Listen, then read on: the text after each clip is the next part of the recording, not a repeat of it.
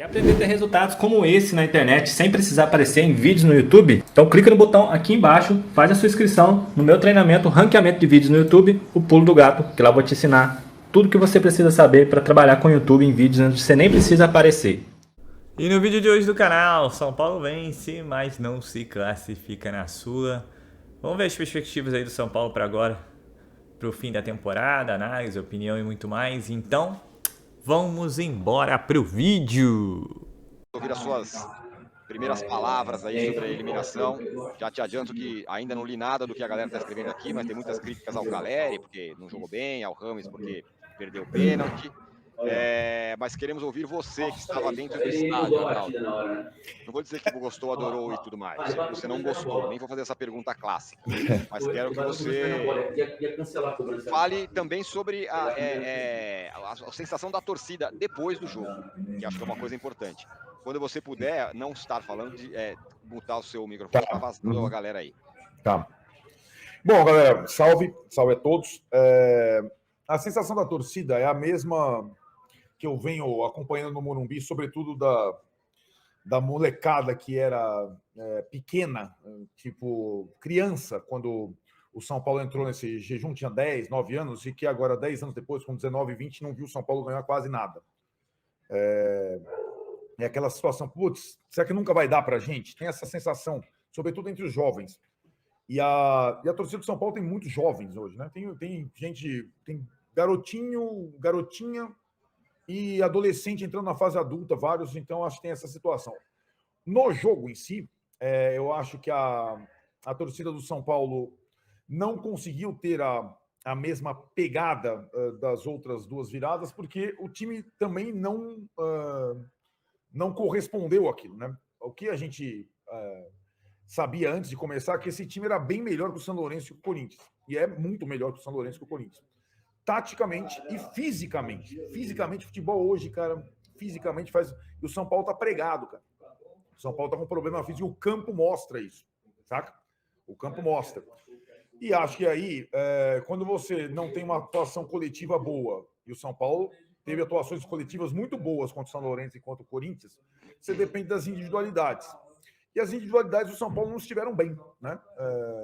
Inclusive, o que, entre aspas, jogou o melhor foi o responsável pelo pênalti perdido, que para mim é imperdoável. Vocês podem falar o que quiser. O jogador desse quilate, como diria o outro, não pode perder um pênalti numa decisão desse jeito. Não pode. Né? Para mim é uma... Mesmo que ele tenha sido das estrelas o melhor, que entrando também o Rames quando o jogo estava com um a mais, então tinha espaço para jogar. Então, eu acho que o São Paulo eliminado é uma péssima notícia, porque o time fica dependendo de uma bala só na temporada, numa final contra o Flamengo inédito.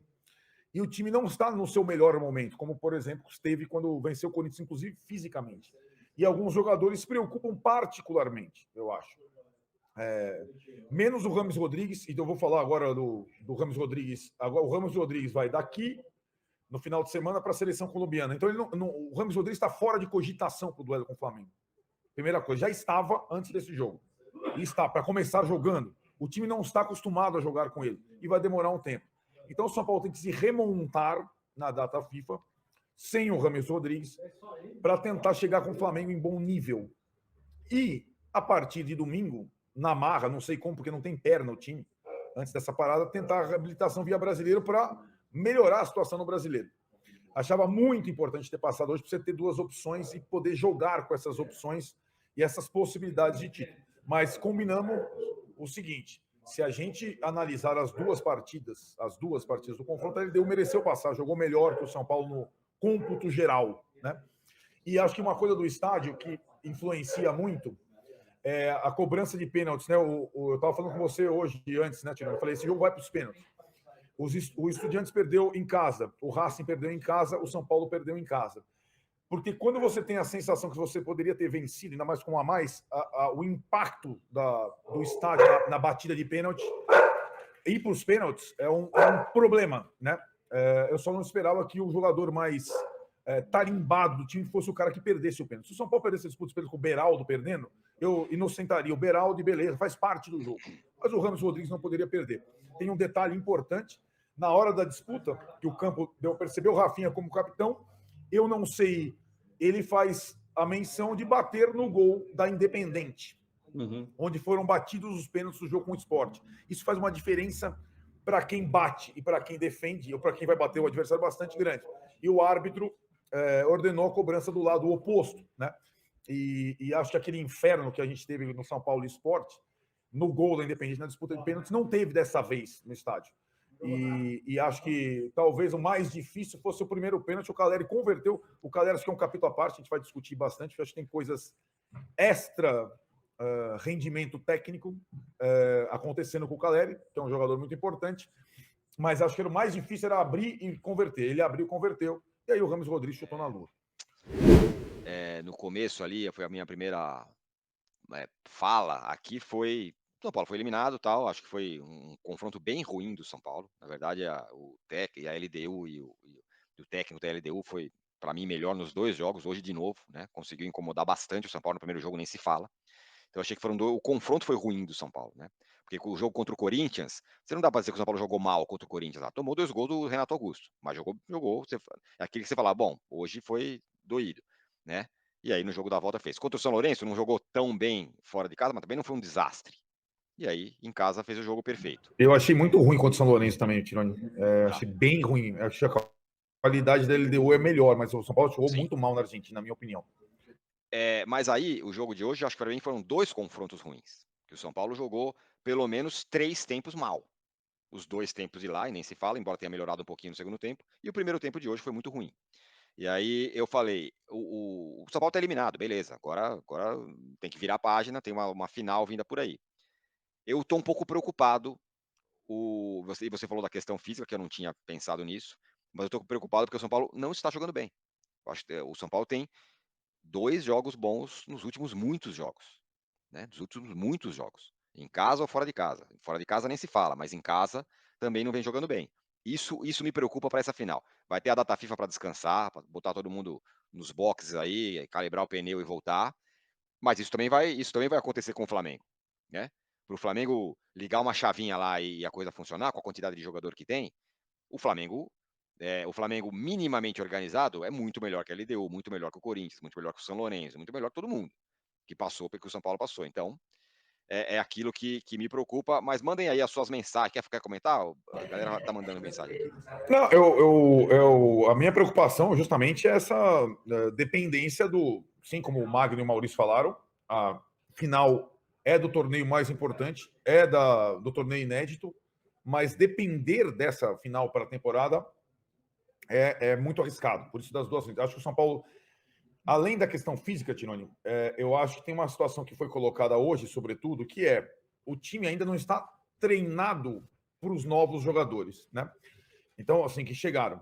Então, a atuação contra o Corinthians simplesmente foi Lucas entra no lugar do Luciano e o resto do time que vinha jogando bem coletivamente foi o time que coletivamente se apresentou bem.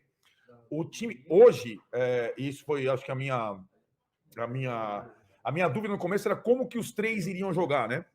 Eu imaginei que o Alisson fosse abrir pela direita e o Lucas e o Luciano ficassem por dentro atrás do Caleri. Na verdade, no primeiro tempo, o time jogou de uma forma bem diferente. O Luciano mais aberto pela direita.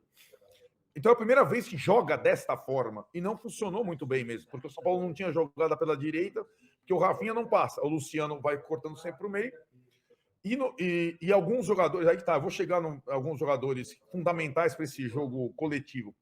E acho que na segunda etapa, o que o Dorival procurou fazer no início era o Nestor do lado direito, mudando um pouco com o Lucas e Luciano atrás do Caleri. Mas isso demorou poucos minutos, porque daí teve a expulsão. E aí o Dorival foi começando a lançar todo mundo, né, na tentativa de envolver. Acho que o São Paulo não soube fazer o abafa necessário. É claro que as competições sul-americanas, é claro que o árbitro só deu 1 minuto no primeiro tempo e depois o acréscimo do segundo tempo acabou sendo pequeno pela cera que ele fez, mas é assim esse torneio. A gente sabe que é assim. Se tivesse 3-0, não tinha cera.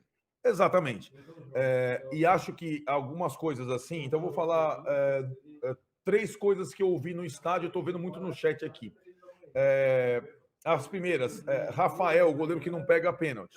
Tem esse mantra E o goleiro da LDU não pegou o pênalti também. Sim.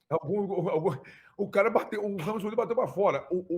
A disputa por pênaltis, ela é muito mais a precisão dos batedores do que eventual defesa do goleiro, né? Então, assim, eu acho que contra o Sport, o São Paulo fez as 5 cobranças. O Rafael pegou uma delas. Hoje o São Paulo não fez as 5 cobranças, tendo mais de 5 batedores. Ainda tinha o Luciano, ainda tinha o Michel Araújo.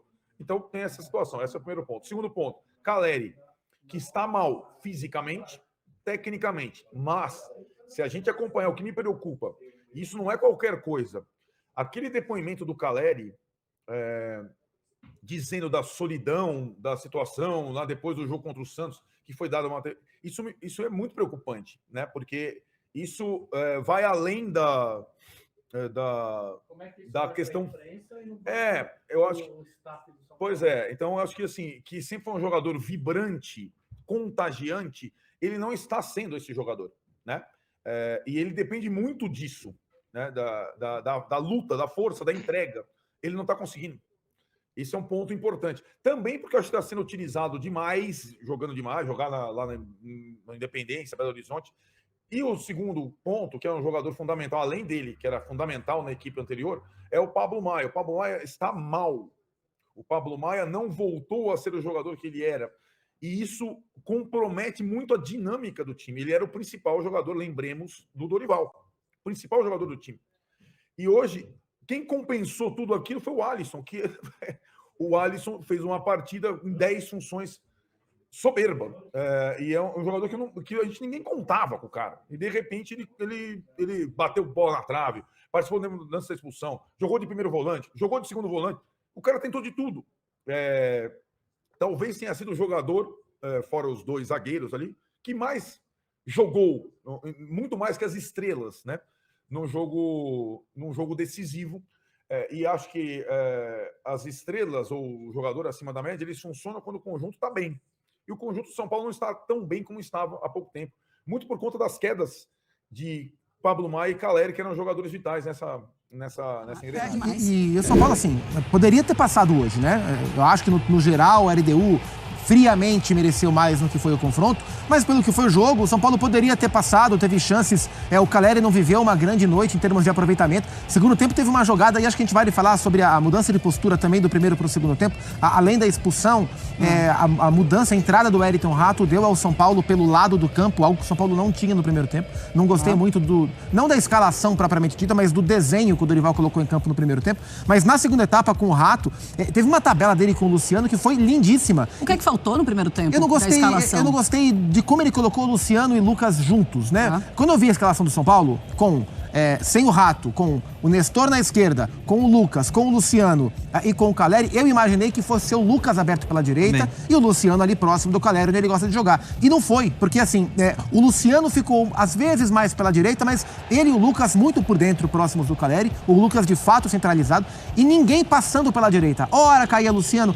ora caía o Alisson, Rafinha subiu um pouco, mas ficou um lado meio descampado. São Paulo concentrou demais o jogo por dentro contra uma zaga muito fechada e o Nestor aberto pela esquerda. No segundo tempo, o Dorival muda, ele mexe as peças, primeiro entre o Rato para abrir o lado direito que ele não tinha, aí depois ele puxa o Nestor para dentro, perde um pouco o lado esquerdo, aí depois ele coloca o Michel Araújo no lugar do Wellington para ter esse lado mais agudo, com o Rames por trás. Eu não gostei muito do desenho do primeiro tempo do São Paulo, eu acho que isso facilitou um pouco a missão da LDU em marcar o São Paulo, jogando só por dentro, com o Luciano e Lucas batendo cabeça um pouco às vezes no espaço a ser preenchido, facilitou um pouco o trabalho da LDU e deu um bom espaço para a LDU jogar nas costas e tentar encontrar o Rafinha no mano a mano.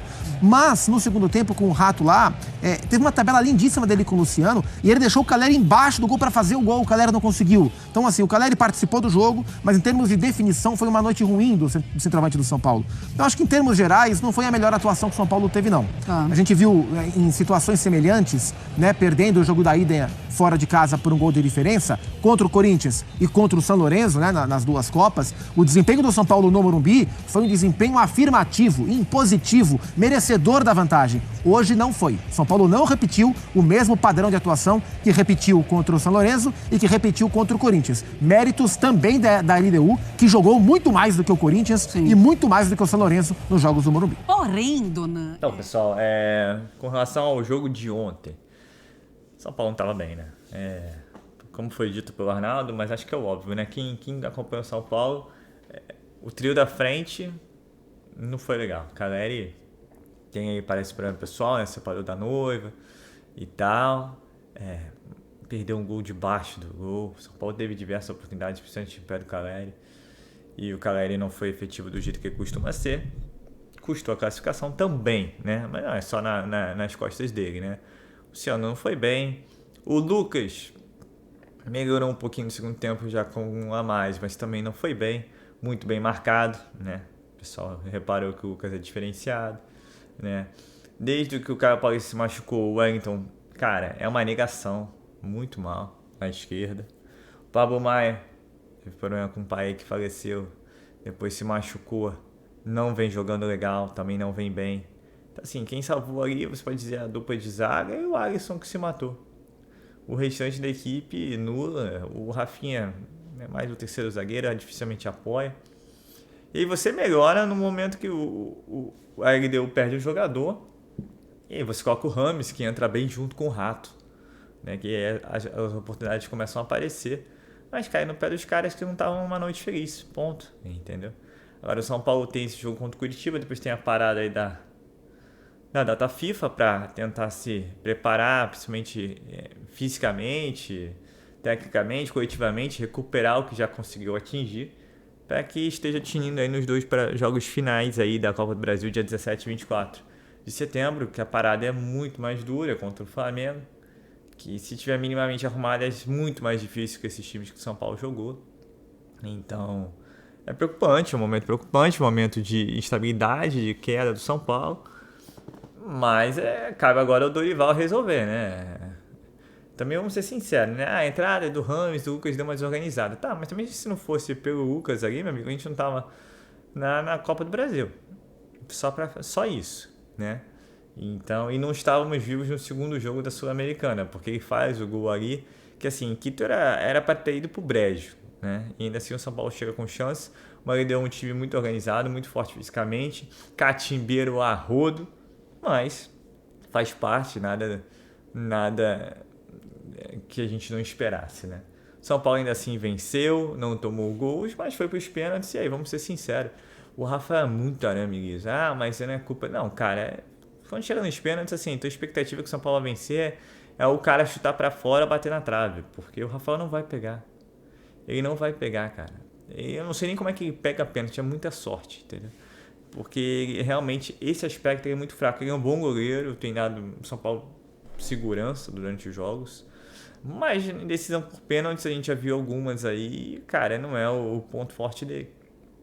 Tomara que ele treine bastante para os próximos anos, porque se o São Paulo conseguir voltar a Copas, né, Sul-Americana ou Libertadores, quem sabe, vier uma decisão de pênalti, pode acontecer. E aí você tem um goleiro que, tipo, não pega pênalti, complicado, né? Mas a responsabilidade, claro, não é só dele, né? É de toda a equipe que não foi bem. A torcida até tentou, mas você via que no jogo, no 11 contra 11 foi jogo duro, o LDU teve chance, o São Paulo teve chance. Depois 11 contra 10, o São Paulo foi superior e teve a chance de matar o jogo, mas não conseguiu. E quando foi para os pênaltis, saiu a principal contratação, o Rames Rodrigues mandou a bola na lua. E pior que ele fez um bom jogo, né? Mas um craque desse quilate, aí eu vou concordar com o Arnaldo, não pode perder pênalti numa decisão por pênalti, né, cara? Não pode. Até o Rato e o Beraldo fizeram. Então, foi contratado para isso e ele não fez o que foi contratado. Um sentimento de decepção, porque eu acho que o São Paulo poderia ir mais à frente na competição. Como é que o futebol é, né? O São Paulo massacra o LDU no segundo tempo e não consegue se classificar. Quando ele é massacrado na Argentina e se classifica nos pênaltis, coisas do futebol, né? Ainda assim, o São Paulo tem uma competição em que está viva, a Copa do Brasil. E agora é bom também dar uma olhada com mais carinho ao Campeonato Brasileiro, para não passar os perrengues que passou em anos anteriores, né? Hoje tem uma equipe com mais qualidade, com mais nomes, e que pode fazer um melhor trabalho aí junto ao Campeonato Brasileiro. A outra preocupação é com relação a essa Copa do Brasil, né? São Paulo conquistar, você consegue segurar o Lucas, se não conquistar, será que o Lucas fica? Porque é o cara que tem sido diferente, né? Não foi ontem, mas assim, o time todo não foi bem, o time todo não tem vindo bem, essa que é a verdade. Cabe ao Dorival, sua comissão técnica, rearrumarem a casa para que o São Paulo volte aos trilhos, porque assim, elenco tem, né? A gente agora não pode ficar reclamando também que não tem isso, não tem aquilo. E torcer para o Caio Paulista voltar. Eu acho que é um cara que faz muita falta. O Wellington não tá bem. Não sei se são as propostas, foi muito tempo parado, mas já voltou um bom tempinho, né, gente? Já era para estar em melhores condições, mas é muito erro em tomada de decisão, é impressionante. Muito erro de passe, sabe? Drible no cara errado, entendeu? E torcer para ele recuperar também o Pablo Maia e o Caleri, né? Caleri que teve problema pessoal aí, né? Então, faz parte também, não dá para culpar o cara. Mas é o seguinte, São Paulo não atuou tão bem nas duas partidas, mas ainda assim teve chances de se classificar, o que mostra a força desse elenco.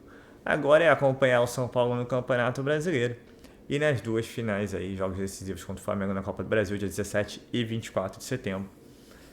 Contagem regressiva, passa rápido, minha gente, hoje é dia 1º, em 2 semanas aí estaremos falando aí desse primeiro jogo da decisão. Então é isso, eu sou Marcelo Mazorra do canal Mazorra SPFC. E se você quer ficar ligado nas últimas notícias e novidades do São Paulo Futebol Clube, não deixe de se inscrever no canal, ativar o sininho para notificações e se puder nesse vídeo, eu sei que o clima não é dos melhores, deixa aquele likezão, tá ok? Saudações de cores, uma ótima sexta-feira a todos, um ótimo fim de semana a todos e domingo a gente tem mais São Paulo aí pelo Campeonato Brasileiro, tá ok? Saudações de cores e valeu! Quer aprender a ter resultados como esse na internet sem precisar aparecer em vídeos no YouTube? Então clica no botão aqui embaixo, faz a sua inscrição no meu treinamento Ranqueamento de Vídeos no YouTube, o Pulo do Gato, que lá eu vou te ensinar tudo que você precisa saber para trabalhar com o YouTube em vídeos onde você nem precisa aparecer.